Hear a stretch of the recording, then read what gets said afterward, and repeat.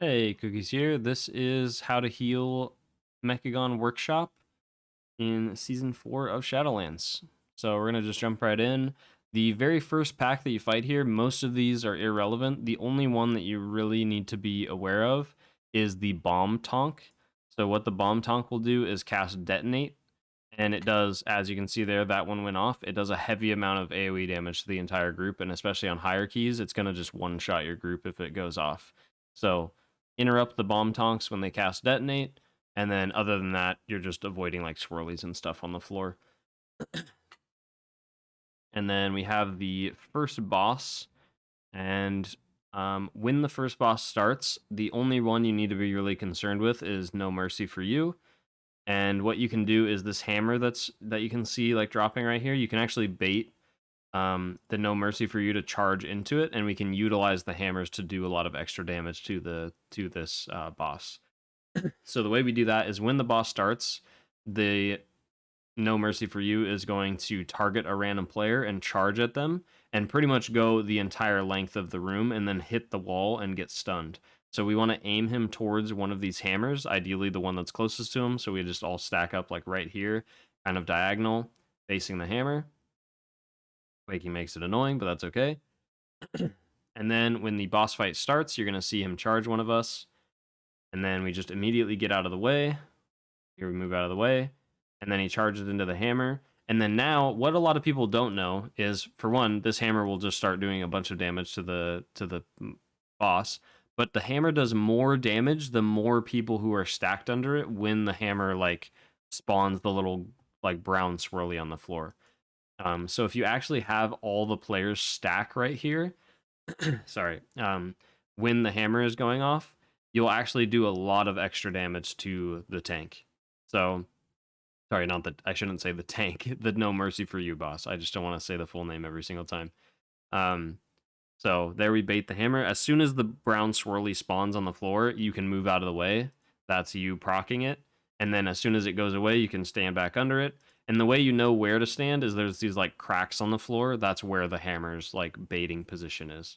So you just stand on the crack on the floor. There the brown swirly spawns. Now we move out of the way. And then now what needs to happen is all we need to be aware of as a healer is vent jets. It's going to hurt a lot. So this just does unavoidable AoE damage to everybody in the group. And then on top of that, it does extra AoE damage to people who are in a certain proximity of the No Mercy for You. So you want to get far away, which you'll see here in this VOD I make a complete mistake of because I completely forgot about the vent jets doing extra damage when you're close and it chasing a random player. And it picks me like both times. So the No Mercy for You will pick a random player and walk towards them slowly with the vent jets, which you'll see here in a second. There it looks like it picks the priest, and then I walk really close, which is dumb. You want to be decently far away from this mob when it's doing this. This is way too close. I think it's like a 15-yard range or something like that, or 10 yards or something like that, that you don't want to be near. So basically just don't be in melee. I think you can be behind it like the melee DPS are, and you won't take extra damage. I think you just take extra damage if you're anywhere in the front or the sides within 10 yards. And then basically vent jets is going to cast, and when it goes off, as you'll see, it'll do a lot of damage to the group. So this is where you do a lot of your AoE healing, and this is where like healing cooldowns and defensives and stuff will be utilized. And then now the vent jets is done. And then the next thing we need to watch out for is the maximum thrust that's going to happen. So that's where the No Mercy for You will charge a player again. So we want to bait it towards one of the hammers. That's why you can see me standing over here. So it will target the warrior, it looks like. And they bait it over here to the other hammer. So now again, we run over there, and then we should be... Now the No Mercy for You is stunned again. So the point is, stand under the hammer, bait it. There's the brown swirly, move out of the way, does extra damage, stand under it again. But now it's not stunned anymore, so you really want to watch the timer of the vent jets, because that's where I make my mistake here. And you want to get away. So like when there's like 5 seconds left on vent jets, you should get way away from the No Mercy for You and just make sure that you're not within the range of it.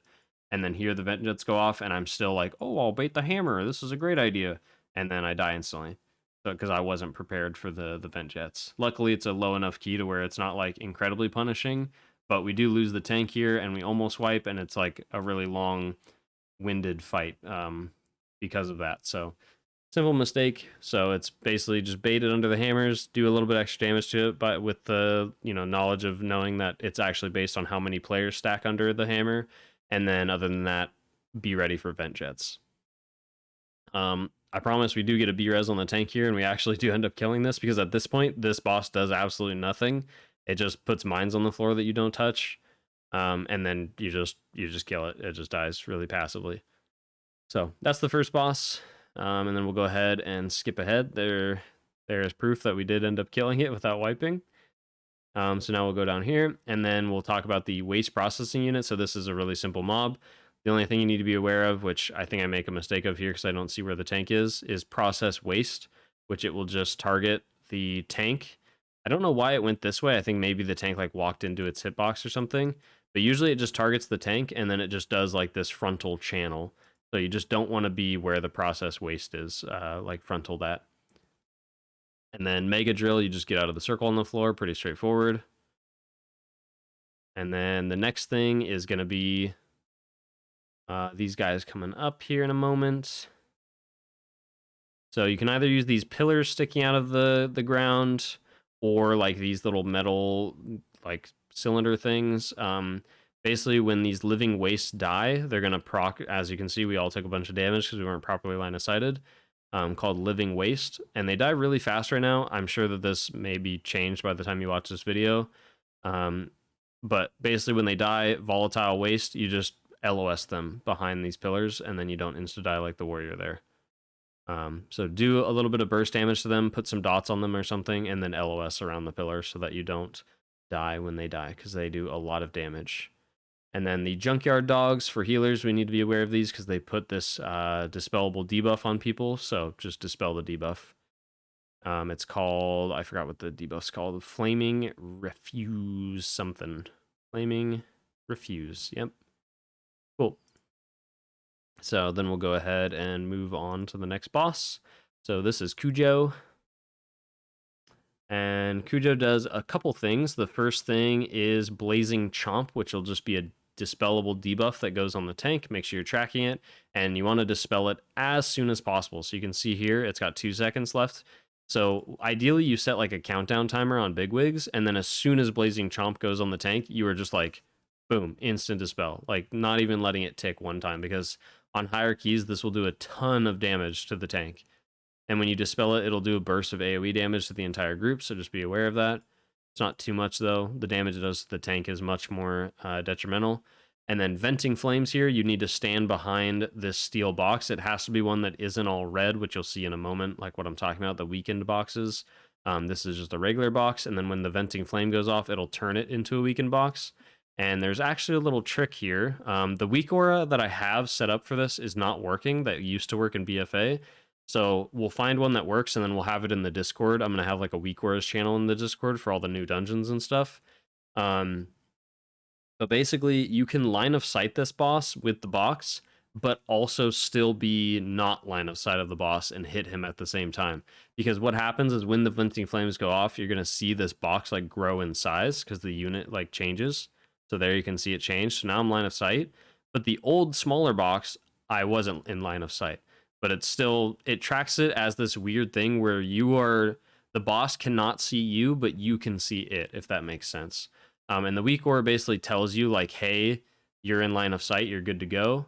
But you just make sure that you can still cast on the boss. So you can see here during the Venting Flames, I'm literally sitting here spamming Smite on the boss the entire time. So for range DPS and stuff, it's really, really nice. So yeah, we'll find that weak aura and it'll make it really easy. But essentially you're just standing on like the very edge of the box and line of sighting him. And you can also do it with melee and stuff, but there's a little more of a trick to melee. And the boss has to be positioned a very certain way, so that's more on the tank. But yeah, as range DPS, you can line of sight, but also still hit the boss if you're at the right angle. And like here, I'm doing it again, so I'm at this little corner piece, so I'm like just outside of the box's LOS, but now when it grows in size, I'll still be LOS. But you can see I'm still casting on the boss. And then the only other mechanic that the boss does is Explosive Leap, which is if you're targeted by this, you do not want to stand near any boxes, especially the non-weakened ones, because we need those. If the explosive leap goes off by one of the boxes, it will destroy it, and then you won't have a box available for venting flames, and then you're just super dead. And that is the entire boss. Yeah, join the Discord and keep an eye out for when we actually post that week work, because it's super nice. Because it'll just tell you when you're properly line of sighted. So you just make sure that you have that the week war is telling you that you're line of sight, but you're still casting on the boss, and that means you're in the right spot. Alrighty. These next mobs here.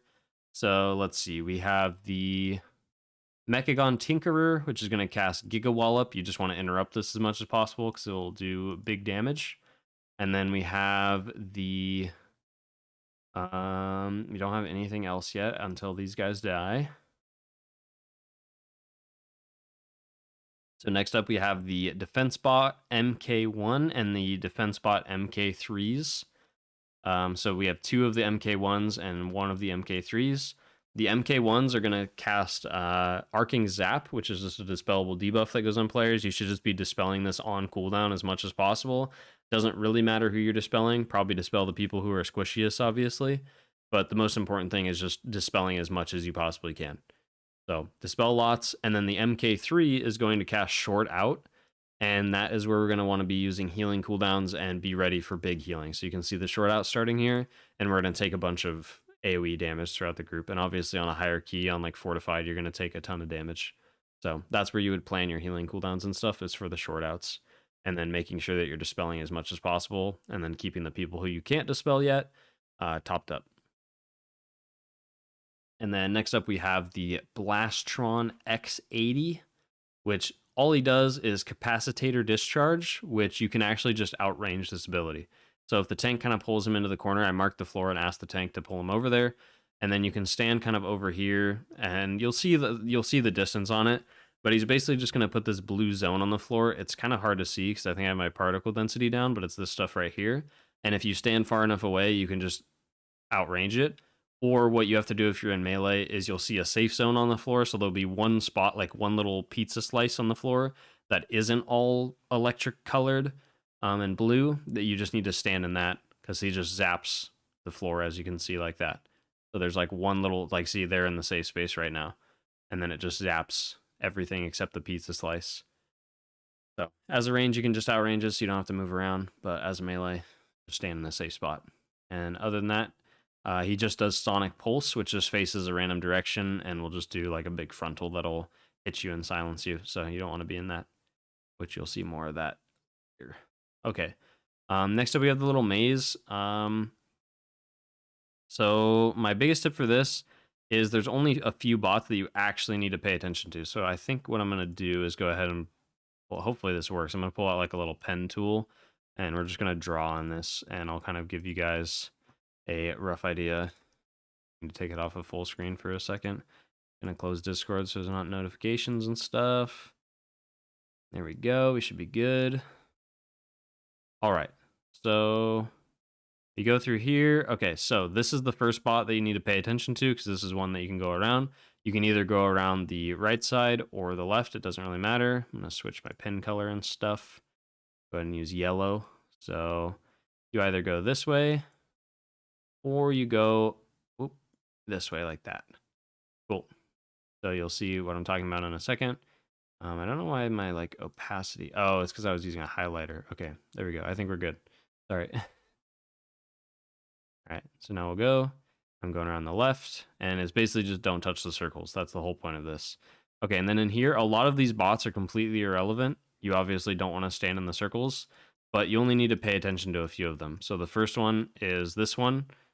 So you're going to zigzag. I think I'll just draw like the pathway. So you're going to zigzag through. You're going to go through here, and then the next spot is through here, and then the next spot is to here.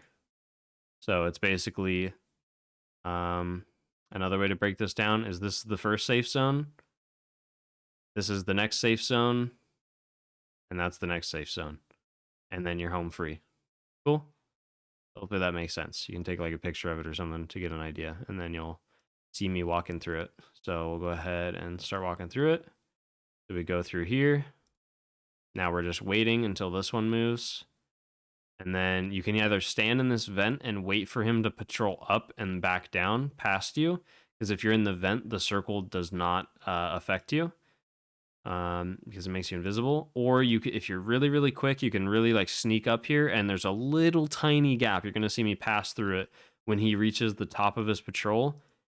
Boom, you can sneak through it right there. But then look, he like instantly turns around and he's already covering it back up. So you have to be very careful if you're going to do that sneaky approach, but you can do that to pass, like to save a lot of time so you don't have to stand there and wait in the vent. But be safe, just stay in the vent and wait till he patrols back down. But there's a neat little trick you can do. Cool. These are all mobs that we've already seen. Mechagon Tinkerers, we interrupt. The MK1s, they're going to put the dispellable debuff on people. And then other than that, the defenders will spawn these little barriers. You just want to be in them for damage reduction, but don't let the mobs be in them because the mobs also get damage reduction. And that is pretty much it. So we'll move on to the boss. You can go back in full screen as well because I don't need the pin anymore. Alrighty, so this boss, really all you need to do here is focus the turrets that spawn. So the turrets are these hidden flame cannon, or actually, no, sorry, it's activate plant is what the timer is going to be called. And it's these inconspicuous plants. They're going to spawn one at a time, and they just target a random player with Blossom Blast, and it does lots of damage. I think they might target the closest player, or maybe just a random player. I don't remember exactly, but you want to kill them as fast as possible because they hurt a lot. And then you need to move around clockwise or counterclockwise in the room, whatever way these flame cannons are going. If the flame touches you at all, you get a really nasty dot that you'll see here in a little bit, and it hurts so much. So do not get hit by that. And then at the same time, you're dodging these little cogwheels on the floor. So it's just a lot of dodging stuff all over the place. And then as the fight goes later and later, it's going to get super, super chaotic because there's going to be red flame swirlies on the floor. There's going to be fire spinning around the room. There's going to be a whole bunch of these cogwheels because they never go away spinning around the room. So it gets really nasty. So here's another blossom or another inconspicuous plant. So we hit that, we kill it. And then we have the cannons coming back out. We're dodging stuff. Here we get hit by the flame cannon, so I'll show you how much damage that does. It's on the warrior, so I'm like pressing a bunch of healing stuff on him. And then I get hit because I'm trying to keep him alive through it, so I GA him, and then I'm like, okay, I'll just press defensive and health pot and keep healing myself. And there we go. We make it through just barely. We do lose one player, though. I don't remember what he died to. And then the fight will get very chaotic here on this last one. When he spawns this plant and you kill it, it's going to start spawning all these red swirlies like all over the room, and it's terrible. And there I got hit by a cogwheel. It hurts a lot. And I'm getting hit by the Blossom Blast. So we kill that. And then as soon as this dies, this is where it's going to get really bad. So here's the fire. We have all the cogwheels to dodge, and then you're going to start seeing the flames spitting all over the floor. And there it is, and it is awful. And then we die. But the boss dies too, so it's okay. All right, next up is the spider tanks. These are the same, or similar to the ones before. Basically just dodge the swirlies on the floor that they spawn. And then Sonic Pulse is going to face a random direction, and you just don't want to be wherever it's facing. And it's got a really long range. So you want to... The best idea is to not be in range and instead just be in melee of the spider tanks. That way you can easily just like rotate around them and stuff when they're doing the Sonic Blast. Or Sonic Pulse. And that's it. So there's a Sonic Pulse aimed at me. We just get out of the way. And that's literally all they do. They just spam Sonic Pulse pretty much. All right. And I believe that is it. I think the only other thing is now there's going to be these Mechagon mechanics here. Or maybe there's one of them. And maybe he's upstairs. These are the MK3s that we watch out for. So yeah, there's a mechanic in this pack, and you just want to keep him interrupted because he heals and buffs the robots, which will hurt lots. So just interrupt the mechanic. There you can see he's casting Tune Up, and it just heals the these guys, and he puts a buff on them and stuff. All right, last boss. So first phase is going to be where you're fighting this aerial unit R21X. And the only things that are important is dodge the swirlies on the floor, and these little things, they will boop you if you touch them. And if they run into you, that's what the swirlies on the floor are these moving. So you can kind of bait where these end up going, but it is random, like who they target. So there you can see that one targeted me. So the only important mechanics on this first phase is Gigazap, which is right here. It's going to target a random player, and then just put a 10-second dot on them. So just keep them topped up, and then take off, get away from the boss, stay away from the boss. Here I don't pay attention to where he's coming because he focuses random players, so he's fixated on me, and I just don't get out of the way until it's a little bit too late. But luckily, it's a low enough key, so it doesn't instant kill me. But during the takeoff, you're going to want to AoE heal. So it's Gigazap, single target heal, takeoff, AoE heal. And that's it. And then we have phase 2, which is similar, but different. So in phase 2, we're going to have the recalibrates, which are still these little shocky orbs that you want to watch out for. You want to bait them and then move out of the way. Usually try to keep your movements as small as possible. So you see a swirly, you just step out of it and then stay by the little orb on the floor and just bait it again so that it baits kind of close, and then you can move and you're not having these things like fly all the way across the room and stuff a lot of the time. And then when he does Gigazap, so he does the same Gigazap as in P1, but this time it hits other players. So if you get targeted by Gigazap, usually try to stay as still as possible and let other people get out of the way. And then what you do is he's going to do 3 back-to-back Gigazaps, and if someone gets hit by 2 in a row, it will stack the debuff and just instant kill them pretty much. So don't get hit by 2 Gigazaps. The players it targets is always going to be random, but they can't target the same player who's already been targeted.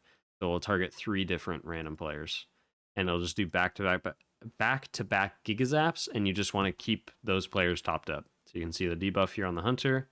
So you just keep them topped up. And then the only other ability, just like Takeoff, Magneto Arm is going to pull you, all your teammates, and these little shocky orbs towards the Magneto Arm, so you stay away from it. Magneto Arm, I think. I don't know. Maybe it is Magneto.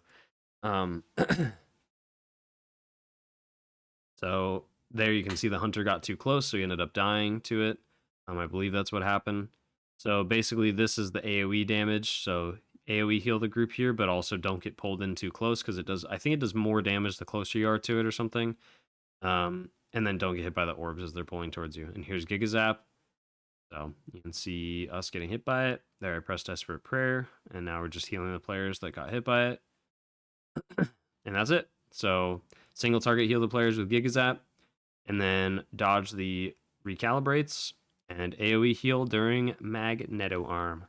And that is the entire boss fight. And with that, that's it for Workshop. So thank you for watching this so much, and I will see you guys later.